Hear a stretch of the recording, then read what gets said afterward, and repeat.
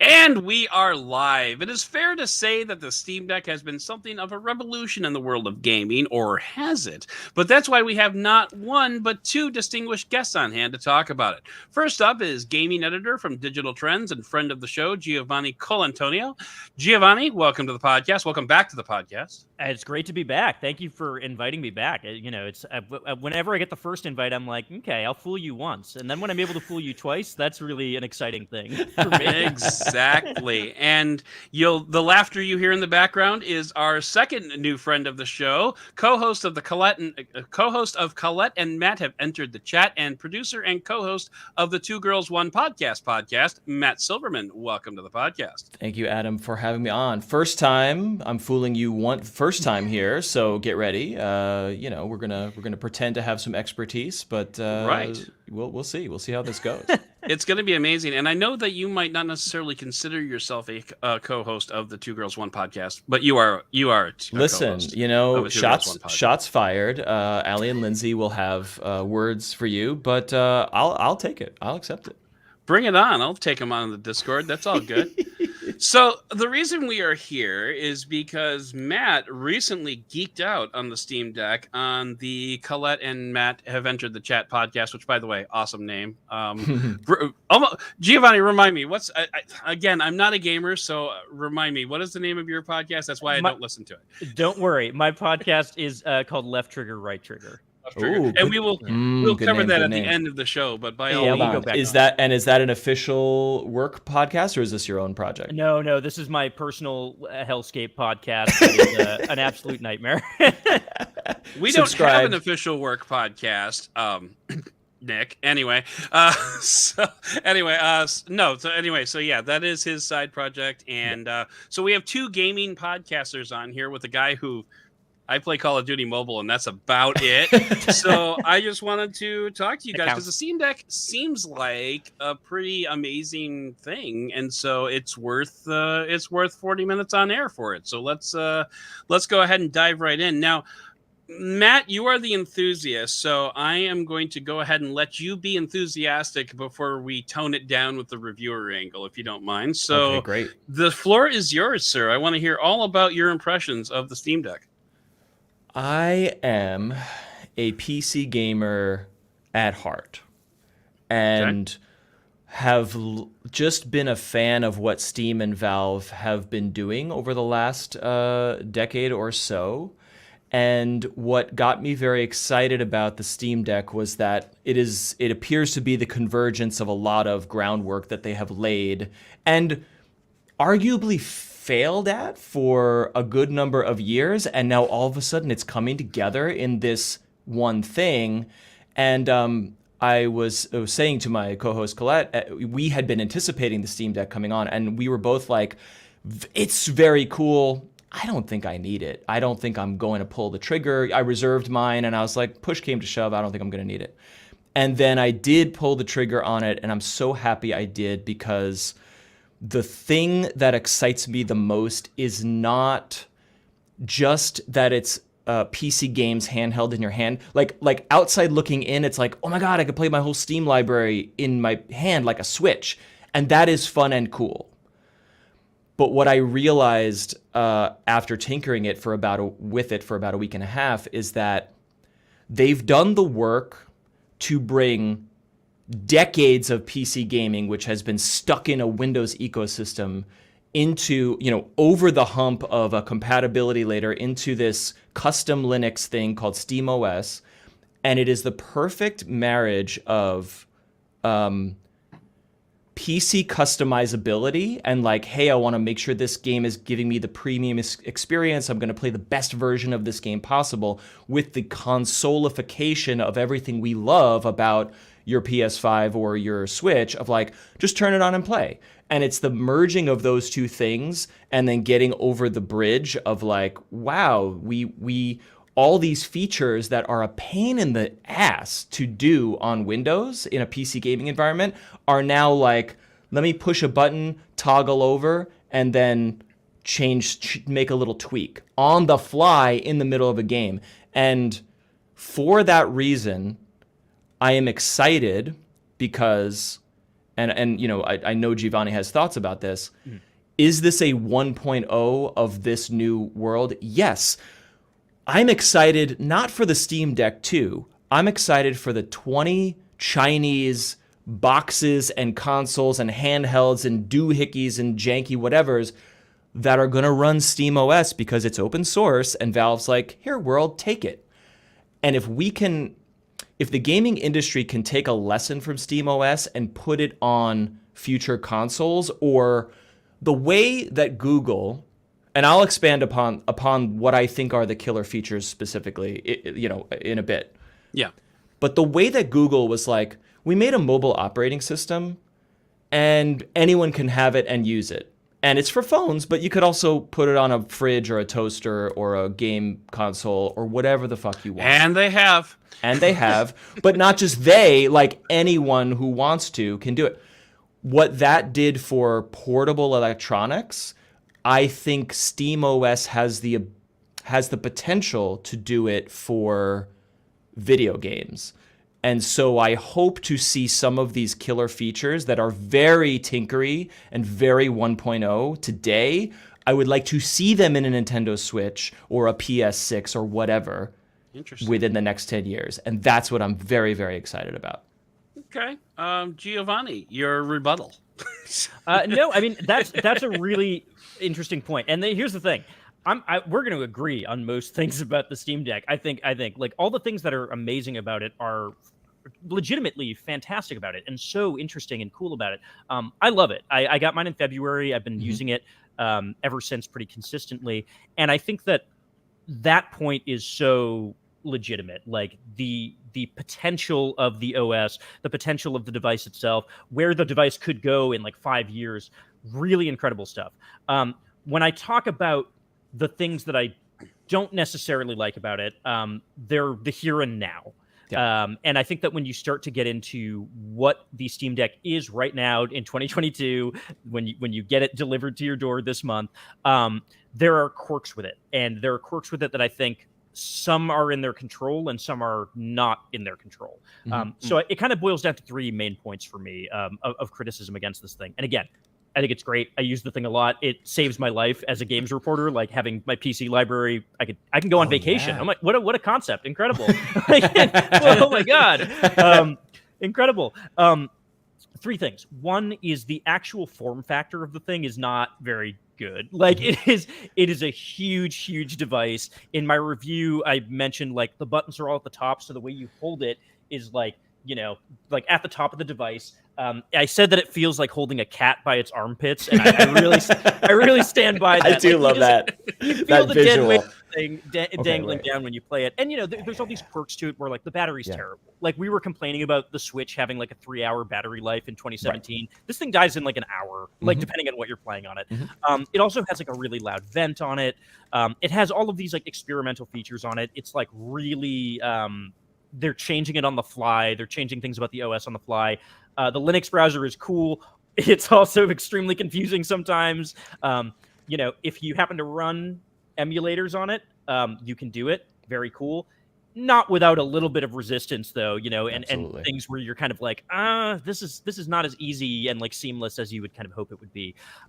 It's an experimental device. And I think that like what I've kind of told people who are like, oh, I haven't gotten mine yet is like the longer you wait, the better the device is going to be. That's exactly right. I'm so happy that I was a Q2 recipient because the improvements in the OS since then have been way monumental.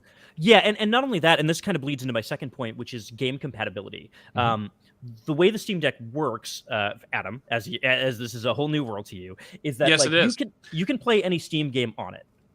In theory, you can do that. Not necessarily in practice. There's a whole process called the verification process where Steam has to go through and play each individual game and tell you if the thing actually works on Steam Deck, whether or not just how compatible it actually is, like how well it actually runs on the device. Obviously, there are more games than any human being could ever play on Steam, and any human being should play. So you're not going to get like a thorough every single game. I'm trying to get them all. Yeah, Matt do you know put out a call to his Discord for games that people wanted him to try just to see if he could play them. See if it works. So yeah. so what I'll say about it is that I've had a lot of experiences on it where like I play a game and realize like I should not be playing this game portable. It does not work portably because most game designers who are making games for PC aren't designing for a 7-inch screen or however big the Steam Deck screen is. And you run into problems where you start to realize like, wow, UI is terribly designed in video. Like it's so small, and like text font is so small. And when you start to scale these things down to a really small screen, you start to realize like, just because you can take it all on the go, like some games really don't want you to. And what I found is that like the games that I've ended up playing most on the Steam Deck aren't the ones that people I think would be most excited about. Like it's not the Elden Rings, it's not like Battlefield or whatever. It's like small indie games that will be on the Nintendo Switch at some point. You know, it's like Rogue Legacy 2 and Vampire Survivors, which like it's like those games are not powerful and they can run on the Switch, but like they work portably, you know, and they're really great for that. So there's this component to it where it's kind of like it's cool that it can do that, but until game design coalesces behind the idea of games being both portable and like taking it on the go, that's not like necessarily a reliable or fully viable thing yet. The way the Nintendo Switch differs from that is Nintendo knows that its games are going to be portable. So anytime you play a Switch game, it is designed with the portable experience in mind. Nothing you play on the Steam Deck, virtually nothing you play on the Steam Deck, is designed as a mobile first experience. And that's yet. But the adoption rate is not going to be as high as the Switch because nobody can get one. You know, like it's really hard to get the thing. You can't get it in the store. You have to be on a waiting list, and you might get it next year. So that's kind of my two main points. And the third one's a little more philosophical, which is that like I think it's really cool. I also can't help but feel like it's a little bit of a stopgap technology. I think when the Switch came out in 2017, the idea of taking your games on the go was really novel, and like nothing was doing it. In 2022. We're kind of edging towards the point where your phone can just do that. Like we're getting closer and closer to that. And I am at the point where I'm like, the really revolutionary thing for me is just Steam on your phone. And you don't have to buy a new device. That's exactly right. Yeah. And so that's where I differ on like the idea of like, I don't want to get too like head over heels about it because I'm kind of like, this is a gigantic clunky device and it would be cool if my phone could do it instead. Yeah. Like, and the Switch is outdated, you know, like the Switch right now, it's 5 years old and people are like, the tech is aged, you know, it's not like a super powerful thing. So those are my three like main points where I really like the device. I don't think this is actually like the future necessarily, but I think it's for right now. So I want to transition back to Matt's point about Steam OS and 200 Chinese boxes all running this operating system, and I want to flex my mobile muscles a little bit by pointing out you made the comparison to Android. Google put out Android and said, here, go do what you want with it. Go get out of our face, kid. Just go play with this. And Google has spent arguably the last 6 years reining all that in now. Okay. You've had your fun, kids, but let me show you how you're supposed to do it. Interesting. It's kind of like when you give a bunch of kids like a bunch of hammers and nails and stuff like that, and you just say, here, go have fun with this, and then like 5 years later you come in and say, all right, now let's talk about how to build a house. Why are they doing that? What's changed? Apple largely. Okay. Google answer. Can't be Apple as long as it lets the inmates run the asylum, basically. So yeah, they've been really pulling things back and saying, and all the knockoff Android stuff that you'll find these days are running ancient versions of Android that Google stopped caring about 5 years ago. Yeah. So like you're not going to find any, TV controllers that are running Android 12. They're going to be running Android 7 or something like that. And it's funny, I actually picked up this was years ago, but I picked up like a home theater, it was like precursor to VR. It was like a home theater on your face type thing. And I powered it up. I'm like, this feels like Android 5. And I went and checked it. And sure enough, it was Android 5.1. I know this UX. Right. And we were at like, I don't know, 8 or 9 at the time. So I just kind of wonder if Steam is going to try to retain some of that control or if Steam should try to retain some of that control. Maybe, I mean, Android obviously proved to be a very successful model because it's on, I don't know what the last statistics are, but 70% of the mobile devices in the world, 75, 80%. And so, you know, I kind of wonder if Steam should just let the inmates run the asylum for a while until it starts bringing things back, until it starts tightening things up, you know, just tighten them up a little bit. I love that perspective, because that's something that I'm not super plugged into in the news cycle the way you are. But I think two things. One is that the Linux has a different origin story and a different culture. So I think there's a bit of that going on.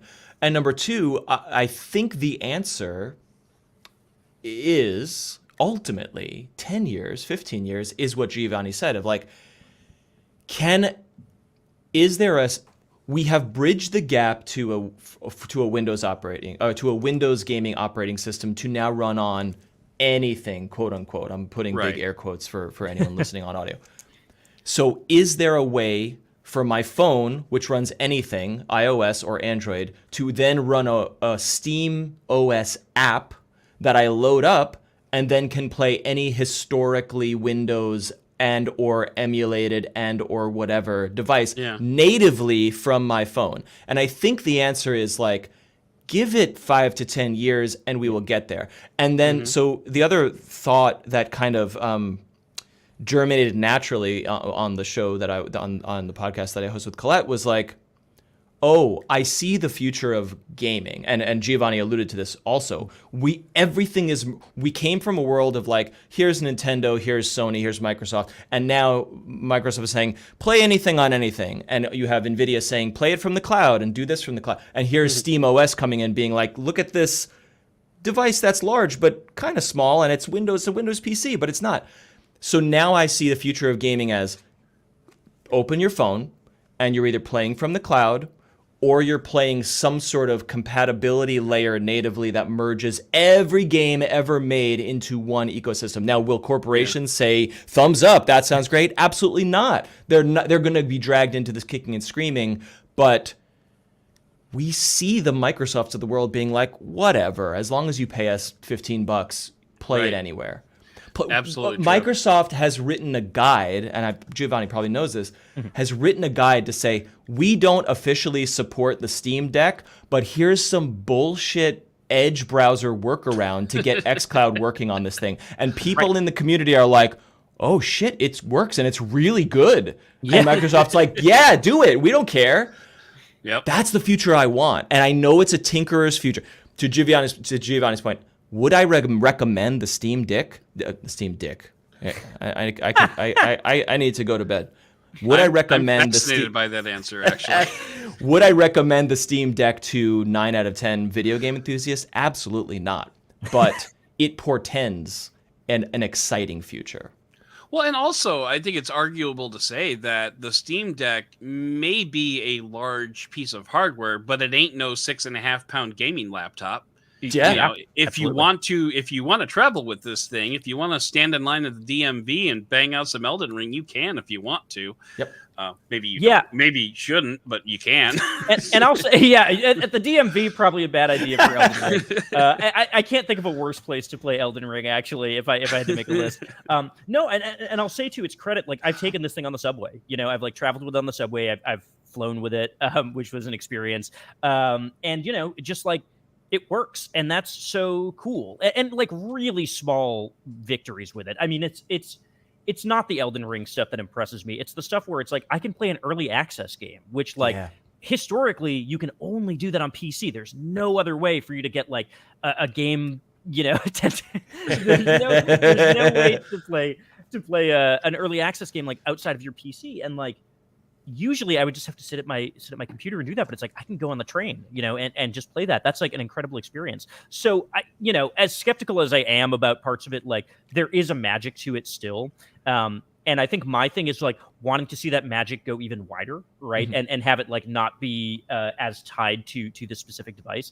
But like realistically, I mean, you know, it's going to be a bit until we get to that age where like my phone just boots up anything and it works. Like it's going to take a while. People are really skeptical of cloud tech, and understandably so. Like it's still taking a while for that to kind of take off in the right way. I mean, if they release a Steam Deck 2 in a couple of years that like fixes the form factor, it's a better battery and everything, like I'll be there day one still. Like I might not call it revolutionary still, but like, you know, like who cares? Like I can play my video games wherever I go. That's really cool. So yeah, like I like the Tinkerer's future kind of like vision that you're putting out there. And I think that like this is a great stopgap to that. And if this enables people to like figure out how to make the portable PC work, and if Steam OS enables more devices to do that, like that's awesome. Put SteamOS in my TV, you know, like whatever. Yeah, exactly. Yes, exactly. Right.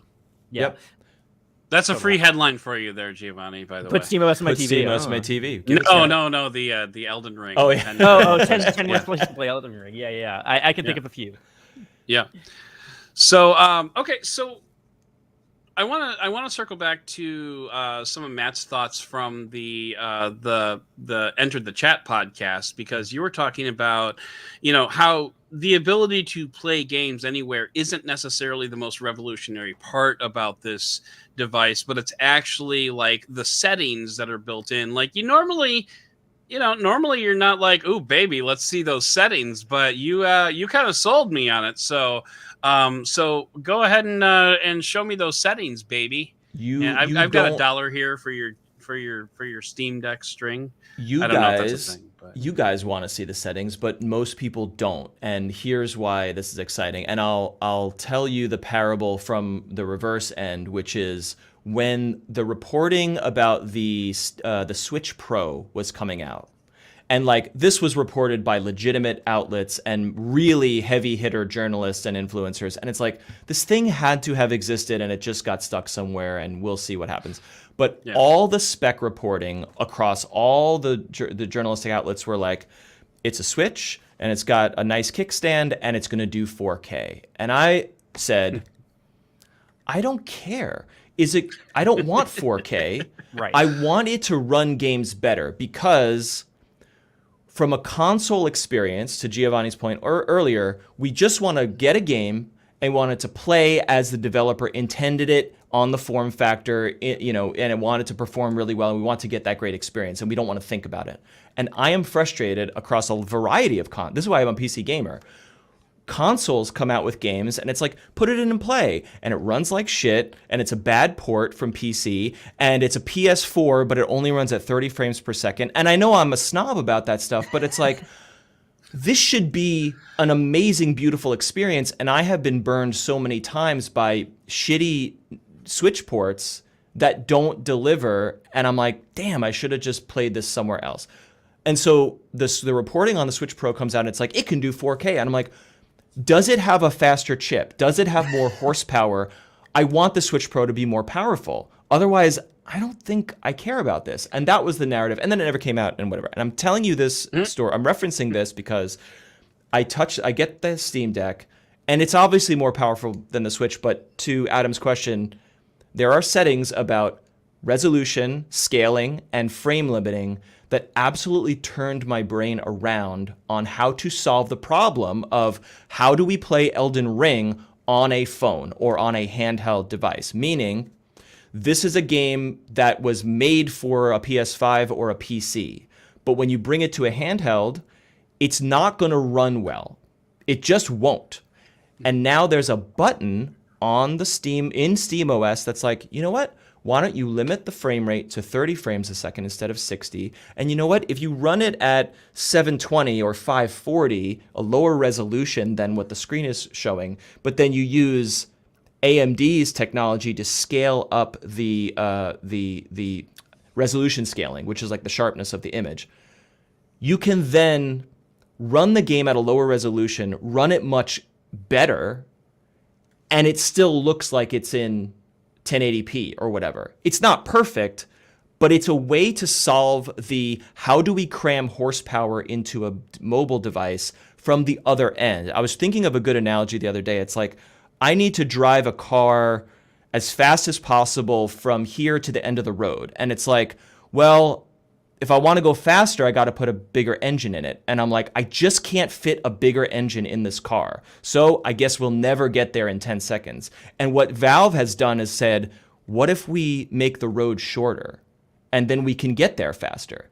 It solves the how do we play anything on any device on the back end, in the back door. And all of a sudden I was like, holy shit, the Switch Pro doesn't need to be more powerful to do 4K. It can run things at a lower resolution and then use NVIDIA's tech, DLSS, to scale the image up to look nice on your television. And now all of a sudden I'm playing Breath of the Wild at 60 frames because it's only running at 500 pixels or whatever it is. Yeah, 320p or something exactly, like that. Exactly. So, I'm going to expand on your analogy a little bit by saying, Please. What if we made the road shorter, but we used perspective design so that it looks like it's still longer? Wile E. Coyote. Yeah, that's a really good analogy too, because when you're playing it on a small screen, you don't mind that it's not in 1080p or 4K. So we have engineered everything around a game to be the perfect PC ultimate game experience that you want from PC gaming, and it's a toggle. If I wanted to, if my PC was not good enough to run Elden Ring, I'd have to go into NVIDIA's control panel, select the game, limit the frames, change the resolution. Does the game have settings in the game? No. All right, I got to dick around with all the settings. And now the Steam Deck is just like, it's 2 buttons. Right. Yeah. We did it. And then I believe you pointed out on the End of the Chat podcast, like you have to do all that and then go back and hope that the game actually runs. Yeah. And if it doesn't, you have to go back and monkey with it some more. And then you can do it on the fly. And then the beta branch of SteamOS that just came out, which I'm waiting to try. I'm not in the beta. I'm kind of skittish about that. But they've allowed refresh rate. You can change the refresh rate of the screen. So now you can change the refresh rate to 40 hertz instead of 30. 30 feels a little schmoopy, a little wishy-washy, and there. 40 is really nice. But TVs don't do 40, monitors don't do 40 unless you really know what you're doing. Now it's a button and I can play Elden Ring at 40 frames a second, which saves the battery life, which is, Giovanni was mentioning. Like the battery life, not great. But when you tick the optimize button, and so today it's a bunch of fiddling in SteamOS. Tomorrow it's a Steam Deck or it's a SteamOS app on your phone, and you're like, this game's not running too good. Optimize, and now it's playing great. Right. And I'm playing Elden Ring on my phone. It's amazing. Yeah, I'll say cool. I agree with this is like the really big point about the Steam Deck that I think like is the biggest win in its column, which is like the idea of a console that actually has PC level customization is like actually the novel concept of this thing. Yes. You're right. It's not the being able to carry games around thing. It's the like, I can open up the performance menu on the side of the screen and look at the frame rate like live. Like, whoa, that is something that like is so simple, but like I can't do that on any console, like that's never been a thing that you can do outside of a PC. Like you can overclock your Steam Deck, I'm pretty sure, which is like, okay, sure. Yeah, great. And from a consumer point of view, it's like if you buy a $60 game from Nintendo and it runs like shit, you're good luck. Bad news. But here I can buy it for $20, and if it doesn't run great, I can have control over how to fix that problem. Yeah. And I love that. It's not for everyone, but I think it's really powerful. It's really important.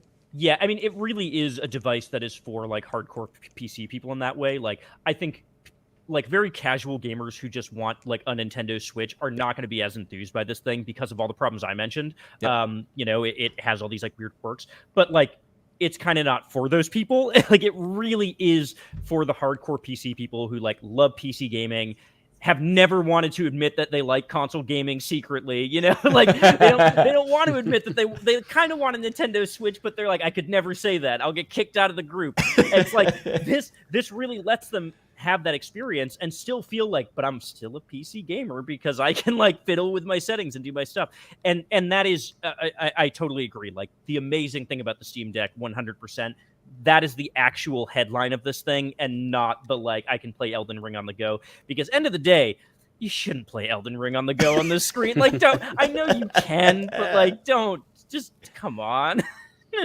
But you know what's wild is that I have been holding off on Elden Ring because despite having a beefy PC, there are still performance issues. People are like, I've got a 3090 and 8 bajillion gigs of RAM, and Elden Ring runs like shit, and that sucks. And then what we found out from Valve is like, oh right, because it's one console-ification of PC, they got Elden Ring to run better on a handheld than it does on the best PC you could throw money at, and that's something. Yeah, that's a big moment. Have those PC gamers tried to turn down the refresh rate down to like 40 hertz? Have they done that? I'm just curious. I want to know as well, because it's a pain in the ass to do it with a monitor, with all the Riva tuner and NVIDIA whatever settings. Yeah. I know you can, but I wouldn't do it. I was mostly being a sarcastic asshole. No, but I wonder the fact that you same took thing. that at No, it's face- real. Face value. It's a real question. I have the same question. Yeah, it's one worth asking. So, one thing that we haven't really talked about so much, we've spoken very philosophically about the Steam Deck, but I don't think we've really gotten into the nuts and bolts of it. Like, because we're talking about, especially with PC games, a lot of those are mouse and keyboard based. Like, my son is always like, doing this thing with like the thing and the mouse and the thing. So like, how does that actually work on a Steam Deck? I mean, like, there's probably a certain level of assumed knowledge that we probably should have established at the beginning of this podcast. Now that we're 30 minutes in, let's actually talk about it. Like, how does it actually like do all that? Yeah, I can speak to that a little bit. So first of all, like a lot of games map to a controller gamepad setup really well. The Steam Deck has controls on it like any Nintendo Switch would, that is, the triggers and the two joysticks, and it has back buttons, which, by the way, it has back buttons. Like, what a cool thing that like is on this system. Like, that is amazing. The one feature of it that is really cool though is that it also has trackpads on both sides of it. So like there are trackpads on it where they act as a mouse. So if you have a game that is like very mouse dependent, you have the flexibility to use those. And that's another really cool thing that we haven't gone into here yet, which is like the reason that this is designed the way it is, which is like kind of awkward and big and all the buttons are pushed to the top, is because they're trying to give developers as many options as possible to make control settings work. And like, I've used the trackpads in games that like, you want a mouse for, and they work really well. They're a little haptic, so like you get a little bit of that as well.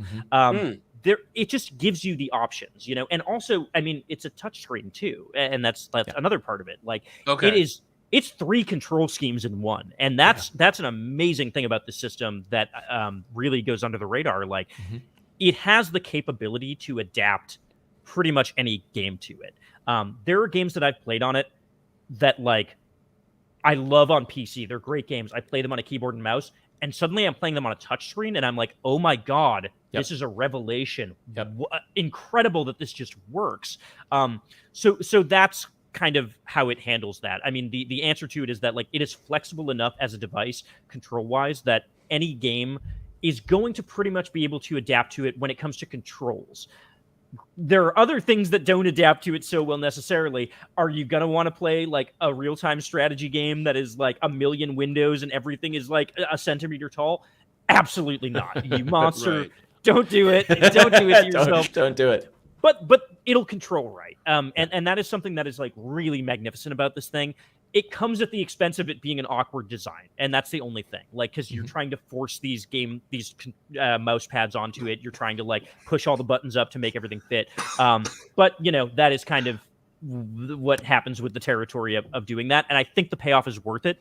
If I'm being honest, like I think the awkwardness of the controls is worth it for that. But I imagine like a Steam Deck 2.0 is going to clean that up a little bit more. Yeah, I totally agree. Oh, go ahead, Adam. Oh, I'm sorry. Does it dock like a Nintendo Switch? Can you like connect it to a larger monitor if you wanted to? But then I guess the question is, should you? Because aren't you kind of missing the point then? I am with you on that. I agree with you, Adam. But people do it and they use it as a Linux PC, and I don't have a use for that. But I think it's pretty cool that you can.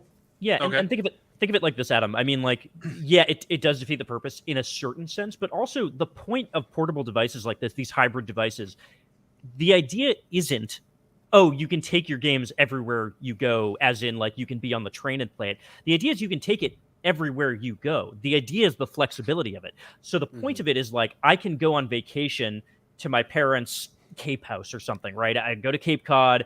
I'm not going to bring my PC, right? I'm not going to bring my PC on a train. I want to play games, but like, I still want the PC experience sometimes, like if I'm out, I still want to like hook it up to a TV and play it. Usually you can't do that. And you have to choose between like, oh, I have to bring a laptop and play it on a small screen, or I have to drag my PC and monitor, which is unrealistic. The fact that you can dock it like doesn't defeat the purpose, because the idea of it is like, yeah, it's a computer that you can bring anywhere and hook up to any screen, or you can play it portably. Like that is really the main appeal of it, more than the like playing it on the train thing. It's more about the flexibility of like anything, and that's what gaming's moving towards in general.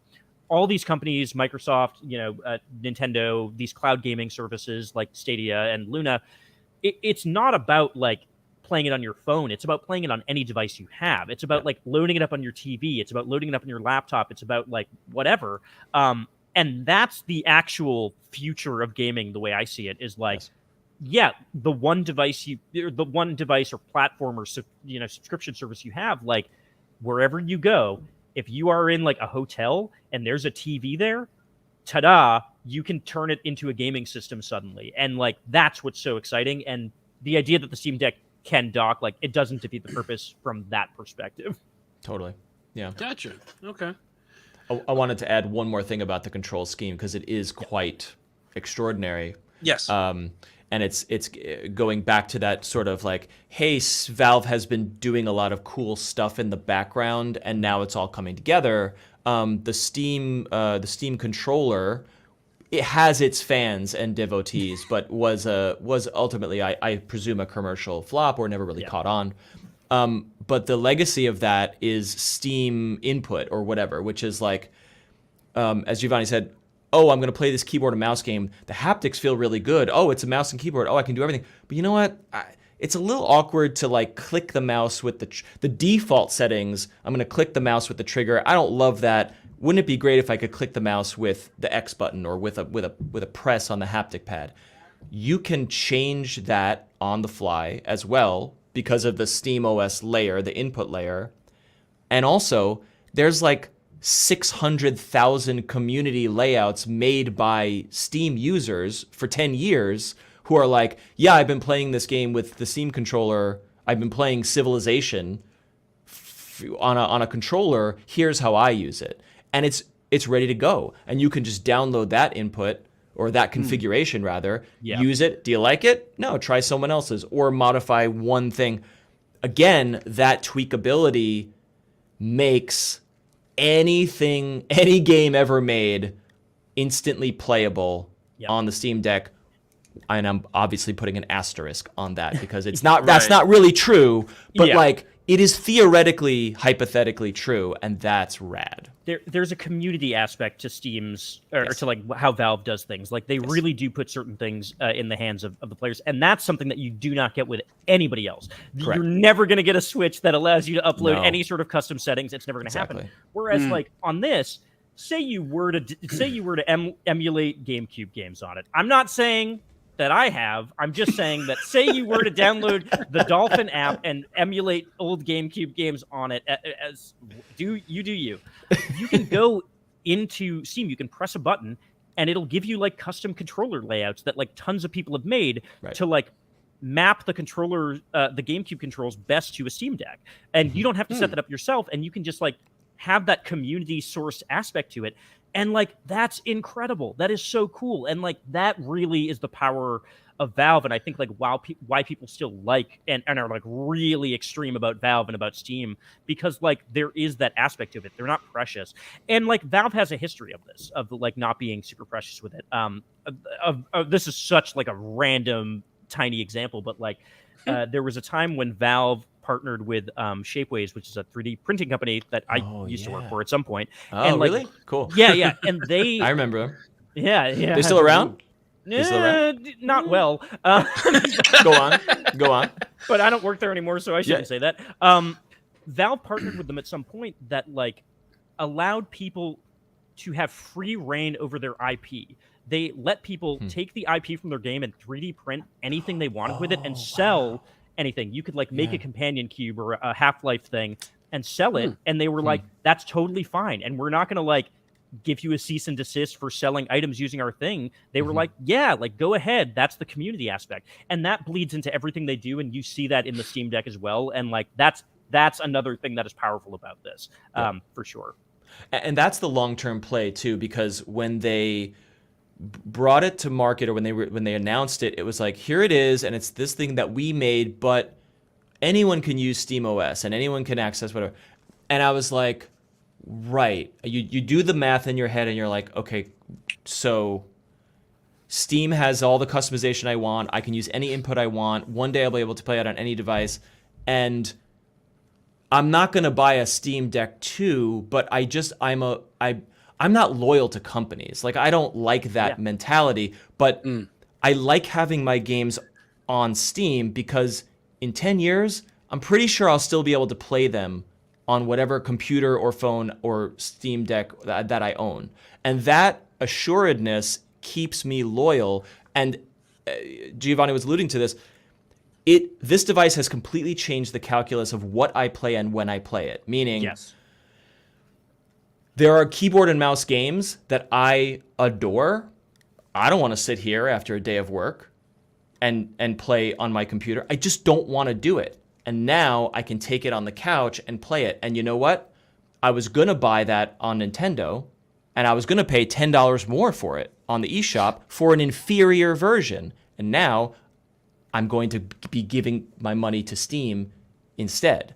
And that's the play that they have made here. And not only that, the other thing that we haven't even touched on is like also it's all like cloud cross save with your Steam account. So like you can sit on your couch with the Steam Deck and play a game, turn it off, walk over to your computer, boot up Steam, and your save file is just there, right? Yeah. And that's the other part of the flexibility is that since Steam have a PC ecosystem, they can carry these things over. And that's something the Switch doesn't do because it's just the Switch. You know, you can't bring your PC saves, you know, to the Switch and back unless certain companies have certain companies, but it's not like largely a thing you can do. Whereas it is a thing that happens on every single game on this device, just flat out. And that's part of that flexibility aspect too. Yeah. Well, I also have to think that, and this might have been the point that you were making, but I'm just going to spell it out a little bit more clearly while my dog makes some noise in the background because he's a big jerk. But it sounds like what you're saying is like one major advantage to Steam as opposed to Nintendo is 10 years from now, as long as Steam exists, the games that you bought today are still going to exist and you'll still be able to play them. 10 years from now, who knows what a Switch cartridge is going to look like? Right.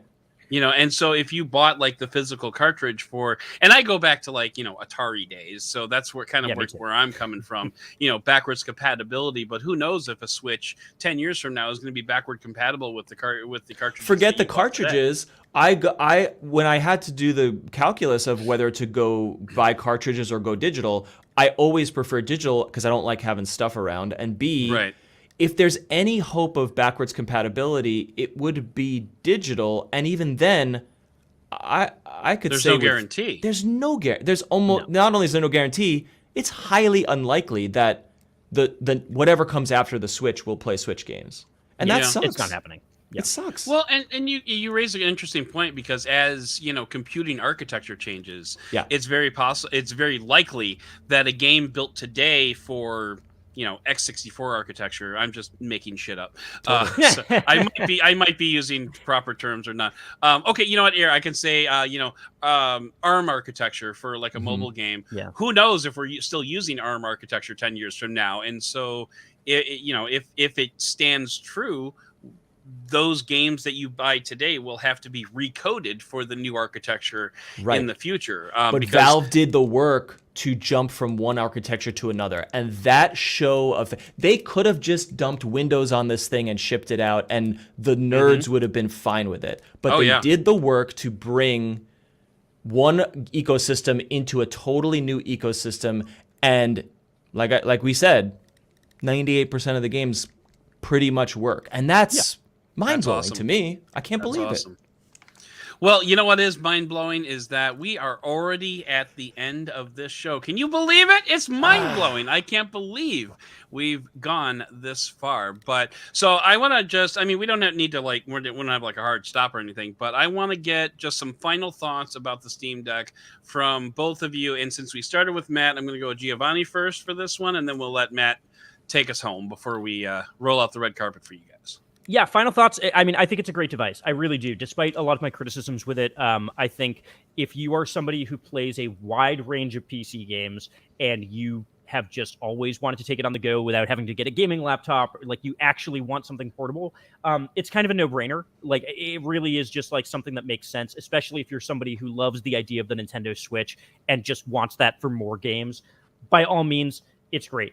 Just know that it has quirks. Know that when you buy it, you are signing a pretty experimental contract. Like it is a device that is still being tinkered with constantly, and like updates are being pushed to it constantly. And like games sometimes work on it, and sometimes they won't. Or like you'll open them and they'll have some weird quirk to them that's like not exactly great, or that you can't read the text on screen. Like you have to go into the Steam Deck not thinking, I can play every single game I own on this. You have to go into it thinking, I'm going to play the games in my library that work on it. And if you readjust your mind to that, I think you will not be disappointed by it. But if you're going in expecting to like play every single like next gen new release game and like have it work perfectly, I think that's where you're going to run into problems. So keep that in mind. But otherwise, I mean, it is a really cool device. I really do like it, despite problems with it. Despite thinking that it is maybe a little bit of a stopgap to a greater tech down the line. I recommend it. It's really great if you can get one. Which that's a whole nother struggle. If you can get one. Yeah. Speaking of which, I'm still going to bug you about that play date, even though. Do you have one, Giovanni? Are you reviewing it, or have you? Yeah. I've been using it for a couple of weeks now, and you want to talk about a great little console? I mean, it's a total gimmick, and it's very cute. But I could talk. That's a whole nother episode. Did you write about it, or is it your personal device? Good. I have a review of the Playdate up on digitaltrends.com and a review of the Steam Deck up on digitaltrends.com. Yeah, it's a very good review. A very good. I'm going to check out your review of the Playdate too, because I'm waiting for mine. We'll see. It's very all right. Matt Silverman, your final thoughts on the Steam Deck, not the Playdate, even though it is tempting.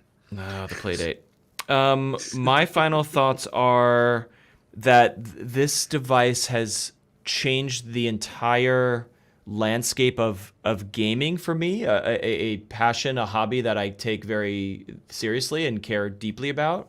And it has given me this strange paralysis of choice of like, I typically block time in my life to like, I'm going to dive into this because I'm really excited about it, and this is my time to play this game. And now I'm like, I could play anything, anywhere. The world. I don't is your know oyster. I don't know what to do, and that's a lovely problem to have. And it gives me. I'm echoing a lot of the sentiment that the Steam Deck community is talking about right now, which is I've fallen back in love with PC gaming because of this device, and I'm very excited about it, but also, as we discussed, the future of this ecosystem. So awesome. Yeah.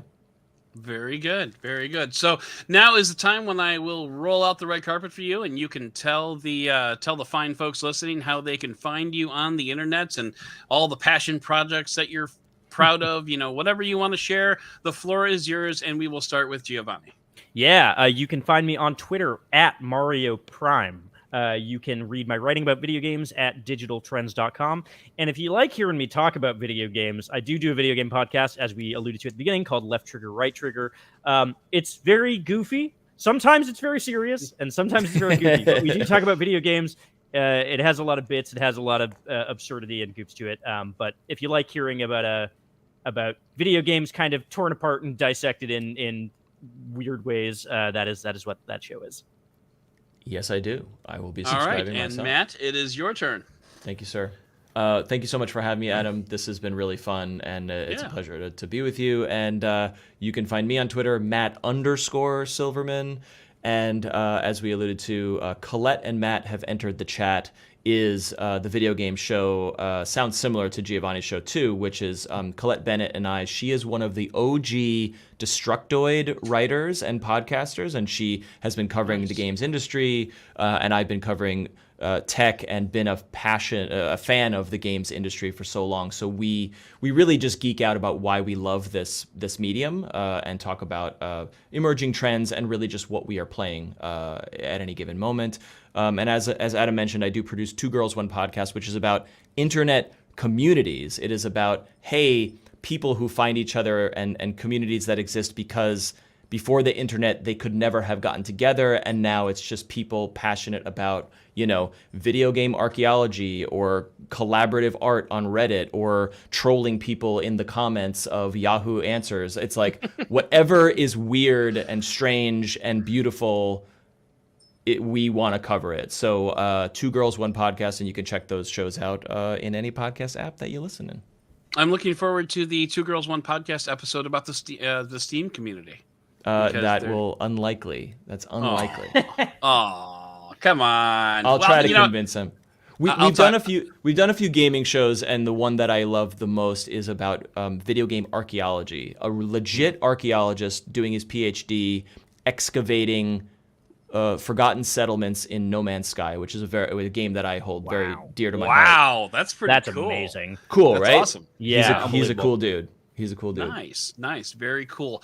So, and that is going to, thank you both for coming on and talking about the Steam Deck. It was awesome to have you both. And I think, I gotta say, I think this worlds colliding thing is going to be prophetic. And I'm looking forward to hearing each of you on each other's podcasts as well as mine in the future. So for now that I've planted that seed, that is going to do it for this episode of the podcast. Please consider subscribing to this podcast if you enjoyed it. And if you really enjoyed it, I would love it if you would write a review for the show. If you want some early access, jump onto Patreon at patreon.com/benefitofthedowd. You can write to the show by visiting benefitofthedowd.com/contact. I'd like to thank Matt and Giovanni for coming on and talking about the Steam Deck, and I'd like to thank co-producer Cliff for all of his hard work behind the scenes. But most of all, and as always, I'd like to thank you for listening and for giving us the benefit of the Dowd.